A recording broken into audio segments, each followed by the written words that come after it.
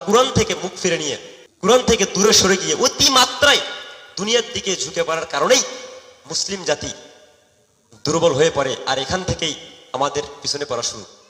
আজ থেকে 1000 বছর আগে আরেকজন মুসলিম চিকিৎসক ছিলেন, যার নাম আল জাহরাবি।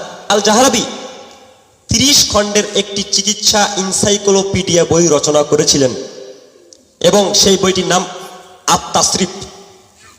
তবে তিনি শুধু বই রচনা করেননি, পাশাপাশি আল জাহরাবি প্রায় 200টি অপারেশন যন্ত্র আবিষ্কার করেছিলেন। আর এই যন্ত্রগুলোর ডিজাইন আজও আমাদের এই অপারেশন থিয়েটারগুলোতে ব্যবহার করা হচ্ছে। এগুলোর মধ্যে একটি হলো স্ক্যালপেল, ছোট সূক্ষ্ম কাটাকাটি করার জন্য যে সার্জিক্যাল ছুরিটা, এটাকে বলা হয় চিকিৎসা ভাষায় স্ক্যালপেল। এটি আমাদের আল জাহরাবি সৃষ্টি। এছাড়াও আজকের অপারেশন থিয়েটারে ব্যবহার করা ক্যাটগার্ড, ফোরসেপস, এরপর কিউরেটস, এগুলো আল জাহরাবির আবিষ্কার।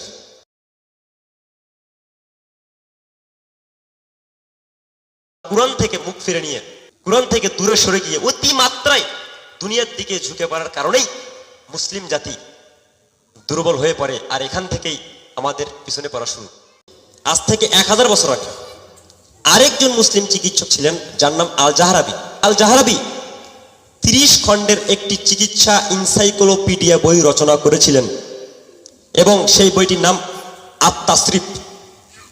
তবে তিনি শুধু বই রচনা করেননি, পাশাপাশি আল জাহরাবি প্রায় 200টি অপারেশন যন্ত্র আবিষ্কার করেছিলেন। আর এই যন্ত্রগুলোর ডিজাইন আজও আমাদের এই অপারেশন থিয়েটারগুলোতে ব্যবহার করা হচ্ছে।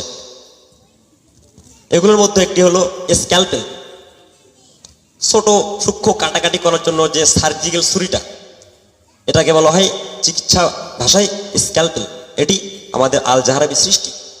এছাড়াও আজকের অপারেশন থিয়েটারে ব্যবহার করা ক্যাটগার্ড, ফোরসেপস, এরপর কিউরেটস, এগুলো আল জাহরাবির আবিষ্কার।